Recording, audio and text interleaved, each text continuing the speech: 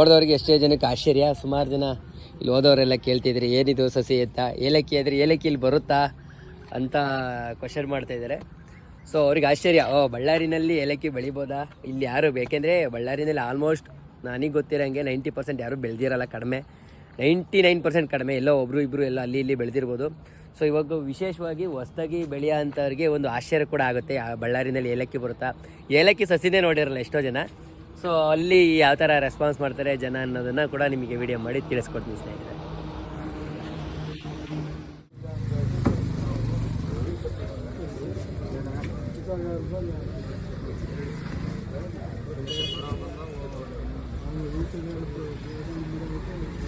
ಸಮಸ್ಯೆ ಕಡೆ ನಮಸ್ಕಾರ. ಇವತ್ತಿನ ವಿಶೇಷ ವಿಡಿಯೋ ಏನಪ್ಪ ಅಂತಂದರೆ, ಮೊನ್ನೆ ನಾನು ವಿಡಿಯೋ ಅಪ್ಲೋಡ್ ಮಾಡಿದ್ದೆ, ಒಂದು ಬಳ್ಳಾರಿಗೆ ಹೋಗ್ತಾ ಇದ್ದೀನಿ ಗಿಡ ಆರ್ಡ್ರ್ ತೊಗೊಂಡು ಅಂತ ಹೇಳಿ. ಅದೇ ಥರ ಇವತ್ತು ನಾನು ಬುಧವಾರ ಬೆಳಿಗ್ಗೆ ನಾನು ಬಳ್ಳಾರಿಗೆ ಹೊರಟಿದ್ದೀನಿ. ಇವಾಗ ಟೈಮ್ ಬಂದು 4:15. ಸೊ ನೋಡ್ಬೋದು 4:15 ಆಗಿದೆ ಟೈಮು. ಸೊ ಇಲ್ಲಿಂದ ಹೊರಡ್ತಾ ಇದ್ದೀನಿ, ಗಿಡನ ಲೋಡ್ ಮಾಡ್ಕೊಂಡಿದ್ದೀನಿ. ಜಸ್ಟ್ 400 ಗಿಡ ಆಗಿರೋದ್ರಿಂದ ನಮ್ಮ ಕಾರ್ನಲ್ಲೇ ಹಾಕೊಂಡು ಹೋಗ್ತಾ ಇದ್ದೀನಿ. ಸೊ 400 ಗಿಡನ ಆರ್ಡರ್ ಕೊಟ್ಟಿದ್ದಾರೆ, ಏಲಕ್ಕಿ ಗಿಡನ. ಸೊ ಇವಾಗ ನಲ್ಯಾಣಿ ಗ್ರೀನ್ ಗೋಲ್ಡ್ನ ಟಿಶ್ಯೂ ಕಲ್ಚರ್ ಪ್ಲಾಂಟಿನ ಬಳ್ಳಾರಿಗೆ ಡೆಲಿವರಿ ಕೊಡಕ್ಕೆ ಹೋಗ್ತಾ ಇದ್ದೀನಿ. ಸೊ ಇವಾಗ ನಮ್ಮ ರೈಡ್ನ ಶುರು ಮಾಡೋಣ. ಹೋಗಿ ಕಂಪ್ಲೀಟಾಗಿ ಗಿಡನ ಯಾವ ಥರ ಡೆಲಿವರಿ ಕೊಡ್ತೀನಿ, ಬಳ್ಳಾರಿನಲ್ಲಿ ಯಾರಿಗೆ ಕೊಡ್ತೀನಿ, ಬಳ್ಳಾರಿನಲ್ಲೂ ಕೂಡ ಏಲಕ್ಕಿನ ಬೆಳಿಬೋದಾ ಅನ್ನೋರಿಗೆ ಎಷ್ಟೋ ಜನ ಕ್ವಶನ್ಸ್ ಇರುತ್ತೆ. ಈ ಕ್ವಶನ್ಗೆ ಇವತ್ತಿನ ವಿಡಿಯೋದಲ್ಲಿ ಉತ್ತರ ಕೊಡ್ತೀನಿ ಅಂತ ಹೇಳ್ತಾ, ಮತ್ತೆ ಡೆಲಿವರಿ ಕೊಟ್ಟ ರೈತರ ಹತ್ರನೂ ಕೂಡ ನಾನು ಮಾತಾಡಿಸ್ತೀನಿ, ಅವ್ರು ಯಾವ ಥರ ಬೆಳೀತಾರೆ, ಅಲ್ಲಿ ಟೆಂಪ್ರೇಚರ್ಗೆ ಯಾವ ಥರ ಒಂದು ಹೊಂದಾಣಿಕೆ ಆಗುತ್ತೆ ಏಲಕ್ಕಿ ಅನ್ನೋದನ್ನ ಇವತ್ತಿನ ವಿಡಿಯೋದಲ್ಲಿ ಕಂಪ್ಲೀಟಾಗಿ ತೋರಿಸ್ತೀನಿ. ಇವತ್ತಿನ ಜರ್ನಿ ಯಾವ ಥರ ಇರುತ್ತೆ, ನಾವು ಯಾವ ಥರ ಡೆಲಿವರಿ ಕೊಡ್ತೀವಿ, ಯಾವ ಥರ ಒಂದು ರೂಟ್ನಲ್ಲಿ ಹೋಗ್ತೀವಿ ಅನ್ನೋದನ್ನ ಕಂಪ್ಲೀಟಾಗಿ ವಿಡಿಯೋದಲ್ಲಿ ತಿಳಿಸ್ತೀನಿ. ಎಲ್ಲೂ ಸ್ಕಿಪ್ ಮಾಡಿದೆ ವಿಡಿಯೋನ ಕಂಟಿನ್ಯೂ ನೋಡಿ ಅಂತ ಹೇಳ್ತಾ ವಿಡಿಯೋನ ಶುರು ಮಾಡ್ತೀನಿ. ಹೊಸದಾಗಿ ನಮ್ಮ ಚಾನಲ್ನ ನೋಡ್ತಾ ಇದ್ರೆ ಸಬ್ಸ್ಕ್ರೈಬ್ ಮಾಡ್ಕೊಳ್ಳಿ, ಫಾಲೋ ಮಾಡ್ಕೊಳ್ಳಿ, ನಮ್ಮ ಪೇಜ್ನ ಹೆಚ್ಚು ಜನಕ್ಕೆ ಶೇರ್ ಮಾಡಿ. ಯಾಕೆಂದರೆ ತುಂಬ ಜನ ಗೊತ್ತಾಗಲಿ ಎಲ್ಲೆಲ್ಲಿ ಏಲಕ್ಕಿನ ಬೆಳಿಬೋದು, ಈ ಮಸಾಲಾ ಪದಾರ್ಥಗಳು ಅಂದರೆ ಏನು, ಯಾಕೆ ಅದಕ್ಕೆ ಬೇಡಿಕೆ ಇದೆ, ಕಂಪ್ಯೂಟರ್ ವಿಡಿಯೋದಲ್ಲಿ ತಿಳಿಸ್ತೀನಿ ಅಂತ ವಿಡಿಯೋನ ಶುರು ಮಾಡೋಣ. ಬನ್ನಿ ನಮ್ಮ ಜರ್ನಿನ ಶುರು ಮಾಡೋಣ. ಇವಾಗ ಪ್ರೆಸೆಂಟ್ ಇವಾಗ ನಾನು ಹಾಸನಲ್ಲಿದ್ದೀನಿ. ಸೊ ಹಾಸನಿಂದ ನರ್ಸರಿಯಿಂದ ಈಗ ಹೊರಡ್ತಾ ಇದ್ದೀನಿ. ಬನ್ನಿ ಶುರು ಮಾಡೋಣ.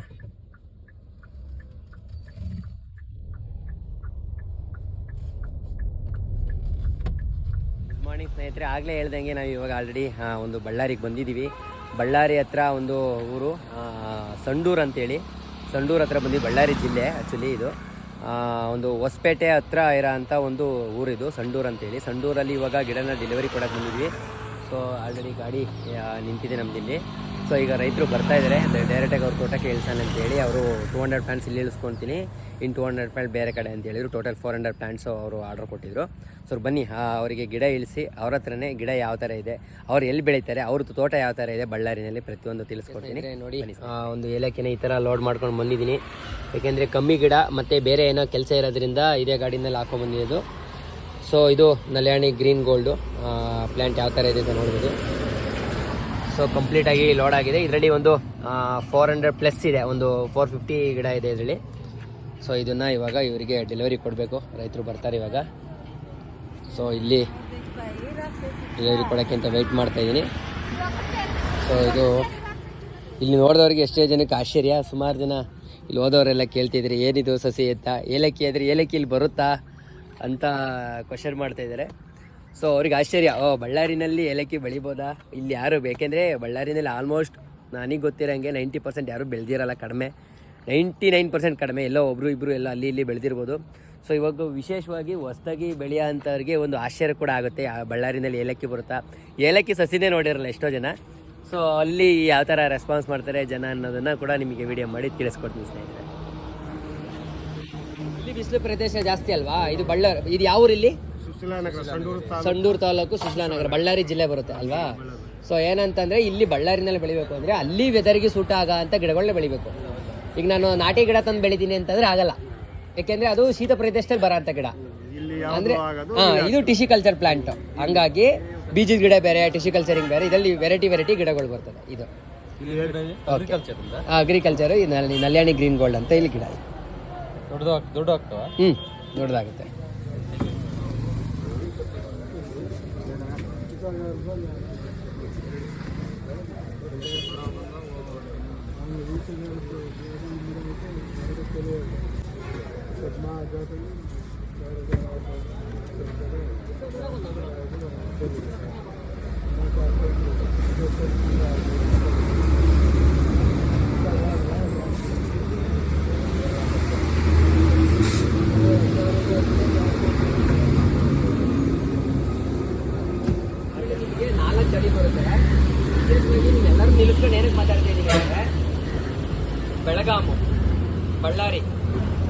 ಹಾವೇರಿ, ಈ ಶಿವಮೊಗ್ಗ ಸೈಡು, ಸಿರ್ಸಿ ಈ ಸೈಡು ಏಲಕ್ಕಿನ ಯಾರು ಬೆಳೆಯಲ್ಲ. ಮೊದಲ ಕಾರಣ ಏಲಕ್ಕಿ ಬೆಳೆದೇ ಇರೋ ಕಾರಣ. ಏಲಕ್ಕಿ ಸಸಿ ಇದೆ ಅಂತಂದ್ರೆ ಎಷ್ಟೋ ಜನಕ್ಕೆ ಸಸಿ ನೋಡಿದ್ರೆ ಎಲ್ಲೋ ಗೊತ್ತಿರೋರು ಮಾತ್ರ ಗೊತ್ತು ಮಾಡ್ತಾರೆ ಏಲಕ್ಕಿ ಸಸಿ ಅಂತ, ಎಲ್ಲರೂ ಗೊತ್ತಿಲ್ಲ. ಸುಮಾರು ಏನ್ ಮಾಡಿದ್ದಾರೆ ಅಂದ್ರೆ ಹಳ್ಳಿ ಮೇಲೆ ಒಂದು ಟಾಟಾ ಈ ತರ ಗಾಡಿ ಮಾಡ್ಕೊಂಡು ಗಿಡಗಳನ್ನ ಮಾರ್ಕೊಂಡ್ಬಿಡ್ತಾರೆ ಆಯ್ತಾ. ನಾಟಿ ಏಲಕ್ಕಿ ಬರುತ್ತೆ, ಇದು ನಲ್ಯಾಣಿ ಗ್ರೀನ್ ಗೋಲ್ಡ್ ಅಂತ. ನಾಟಿ ಏಲಕ್ಕಿ ಬೇರೆ 12 ರೂಪಾಯಿ ಸಸಿ. ಹಳ್ಳಿ ಮೇಲೆ ಮಾರ್ಕೊಂಬಂದು 60 ರೂಪಾಯಿ 50 ರೂಪಾಯಿ ಗಿಡ ಕೊಡ್ತೀವಿ, ಗೊಬ್ಬರನೂ ಕೊಡ್ತೀವಿ, ನಿಮಗೆ ಹಿಂಡಿ ಕೊಡ್ತೀವಿ, ಅದಕ್ಕೆ ಇಂಥದ್ದು ಬೇಲಿ ಮುಳ್ಳು ತಂತಿ ಕೊಡ್ತೀವಿ ನಿಮಗೆ, ಯಾವುದೇ ರೀತಿ ಏನು ಹಾನಿ ಆಗ್ದಂಗೆ ಎಲ್ಲಾನು ಕೊಟ್ಟು ಸಬ್ಸಿಡಿ ಕೊಡ್ತೀವಿ ನಿಮಗೆ ಅಂತ ಹೇಳಿ ತಂದು ಕೊಟ್ಟು ಎಷ್ಟೋ ಜನ ಯಾಮಾರಿಸ್ತಾರೆ. ಮೊದಲನೇದಾಗಿ ಏಲಕ್ಕಿ ಸಸಿನ ಯಾರೇ ಹಳ್ಳಿ ಮೇಲೆ ಮಾರ್ಕೊಂಡ್ಬಂದ್ರು ದಮ್ಮ ಎತ್ತಿ ತಗೋಬೇಡಿ. ಹಾಕ್ಲಿಲ್ಲ ಅಂದ್ರೂ ಪರವಾಗಿಲ್ಲ, ಮೊದಲನೇದು ತಗೊಳಕ್ಕೆ ಹೋಗ್ಬೇಡಿ. ನೀವು ಎಲ್ಲಿ ತಗೊಳ್ಳಿ, ನರ್ಸರಿಗೆ ಹೋಗಿ ಡೈರೆಕ್ಟ್ ಬೈ ಮಾಡಿ. ಫಸ್ಟ್ ಏಲಕ್ಕಿ ತಳಿ ಬಗ್ಗೆ ತಿಳ್ಕೊಳ್ಳಿ. ಏಲಕ್ಕಿ ಅಂದ್ರೇನು, ಅದ್ರಲ್ಲಿ ಎಷ್ಟು ತಳಿ ಬರುತ್ತೆ, ಏನೇನು ವಿಧಾನ ಇದೆ, ಅದು ಎಲ್ಲಿ ಬೆಳಿಬೇಕು, ಯಾವ ತಳಿ ನಮ್ಮೂರಲ್ಲಿ ಬರುತ್ತೆ, ಬಿಸಿಲು ಪ್ರದೇಶದಲ್ಲಿ ಬರುತ್ತಾ, ಅದನ್ನ ಯೋಚನೆ ಮಾಡ್ಬೇಕು. ಓಕೆನಾ? ಯಾಕೆ ಅಂದ್ರೆ ನನಗೆ ನಂದು ಯೂಟ್ಯೂಬ್ ಚಾನಲ್ ಇದೆ, ಟಚ್ ವಿತ್ ಅನಿಲ್ ಅಂತೇಳಿ. ನಲ್ಯಾಣಿ ಗ್ರೀನ್ ಬಗ್ಗೆ ಆಗಿರ್ಬೋದು, ಏಲಕ್ಕಿ ಬಗ್ಗೆ ಆಗಿರ್ಬೋದು, ಎಲ್ಲಾ ತರ ಹಣ್ಣಿನ ಗಿಡಗಳ ಬಗ್ಗೆ ಆಗಿರ್ಬೋದು ವಿಡಿಯೋದಲ್ಲಿ ಯೂಟ್ಯೂಬ್ದಲ್ಲಿ ವಿಡಿಯೋ ಹಾಕ್ತೀನಿ. ಸೊ ನೋಡಿದವರು ಮೋಸ ಹೊಡೆದ್ರು ನಮ್ಗೆ ಫೋನ್ ಮಾಡ್ತಾರೆ, ಸರ್ ಯಾರೋ ಒಬ್ರಿಗೆ ಕೊಟ್ಟೋಗ್ಬಿಟ್ಟವ್ರು ಸರ್ ಸಬ್ಸಿಡಿ ಅಂತೇಳಿ, ಹಂಗೆ ಅಂತೇಳಿ. ಯಾವುದೇ ಕಾರಣಕ್ಕೂ ಏಲಕ್ಕಿ ಸಸಿ ತಂದ್ಕೊಡೋನು, ಯಾವುದೇ ಕಾರಣಕ್ಕೂ ಗೊಬ್ಬರ ತಂದ್ಕೊಡಲ್ಲ. ಈಗ ನಾನೇ ಆಗಲಿ ನಿಮ್ಗೆ ಗೊಬ್ಬರ ಕೊಡಲ್ಲ, ಔಷಧಿ ಕೊಡಲ್ಲ, ಏನೂ ಕೊಡಲ್ಲ. ಔಷಧಿ ಏನ್ ಮಾಡ್ಬೋದು ಅಂತ ಹೇಳ್ಬೋದು, ಇಲ್ಲ ನಾನು ಯಾವ್ದಾದ್ರು ಕಂಪ್ನಿ ಜಾಯ್ನ್ ಆಗಿದ್ರೆ ಔಷಧಿ ಹಣ ಇಂಥದ್ದು ಹೊಡೀರಿ ಅಂತ ಹೇಳ್ಬೋದು, ಇಲ್ಲ ನಂತ ಇರೋದು ನಿಮಗೆ ಕಳಿಸ್ಕೊಡ್ಬೋದು. ಪುಸ್ತಕಟ್ಟೆ ಯಾರು ಕೊಡಲ್ಲ. ಒಂದೊಂದಾಗಿ ನಂಬಕ್ ಹೋಗ್ಬೇಡಿ.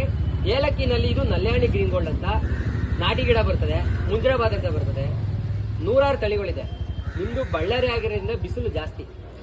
ಏಲಕ್ಕಿ ಮೊದಲೇ ಈಟು. ಏಲಕ್ಕಿ ಬೆಳಿಬೇಕು ಅಂದ್ರೆ ತಂಪು ಪ್ರದೇಶ ಇರಬೇಕು. ನಿಮ್ ಬಳ್ಳಾರಿನಲ್ಲಿ ಏಲಕ್ಕಿ ಬೆಳೆಯೋದು ದೊಡ್ಡ ವಿಚಾರ ಏನಲ್ಲ, ಬೆಳಿಬಹುದು. ಆದ್ರೆ ಅದಕ್ಕೆ ಆದ ತಳಿಗಳಿದಾವೆ. ನಲ್ಯಾಣಿ ಗ್ರೀನ್ ಯಾಕೆ ಬೆಳಿಬೇಕು ಅಂತಂದ್ರೆ ನಲ್ಯಾಣಿ ಗ್ರೀನ್ ಸ್ವಲ್ಪ ಬಿಸಿಲು ಹೊಡೆತನ ತಡೀತದೆ, ಹಂಗಾಗಿ ನಿಮ್ ಬಳ್ಳಾರಿನಲ್ಲಿ ಬರ್ತದೆ. ಹಂಗಂತ ಹೇಳ್ಬಿಟ್ಟು ನಾಟಿ ಗಿಡ ಸಿಕ್ತು 12 ರೂಪಾಯಿಗೆ ಅಂತ ತಂದು ಹಾಕಿರೋದು ಬರಲ್ಲ.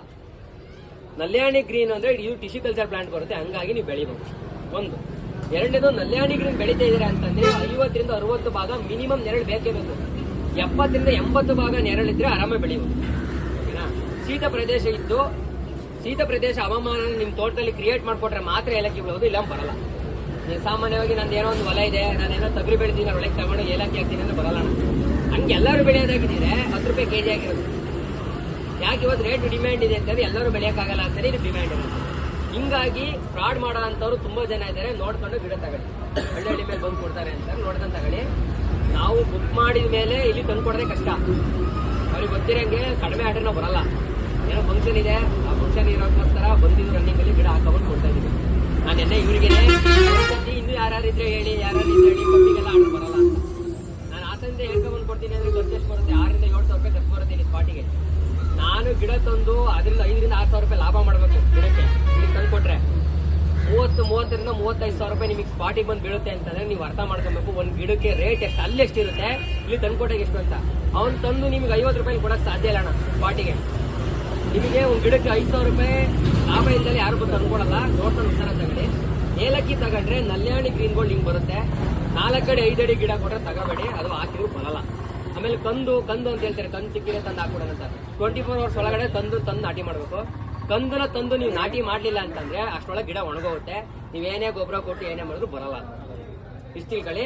ಈ ಗಿಡ ನಲ್ಯಾಣಿ ಗ್ರೀನ್ ಯಾರು ತಗೊಂಡ್ರೆ ಅಥವಾ ಎಲ್ಲ ಬೇರೆ ಕಡೆ ಎಲ್ಲರೂ ನರ್ಸರಿನಲ್ಲಿ ಗೊತ್ತಿರೋ ಕಡೆ ನೀವು ತಗೊಂಡ್ರೆ ಆ ಗಿಡನ ನಾಟಿ ಮಾಡೋ ಪದ್ಧತಿ ಏನಂದ್ರೆ 1/2 ಅಡಿ ಆಳ, 1 ಅಡಿ ದಾಯ ತೆಗೆದು ಅಡಿಕೆ ಸಸಿ ಅಥವಾ ಏನೇ ಈ ತರ ನೆರಳಿದ್ರ ಜಾಗದಲ್ಲಿ ನೆಡಬೇಕು.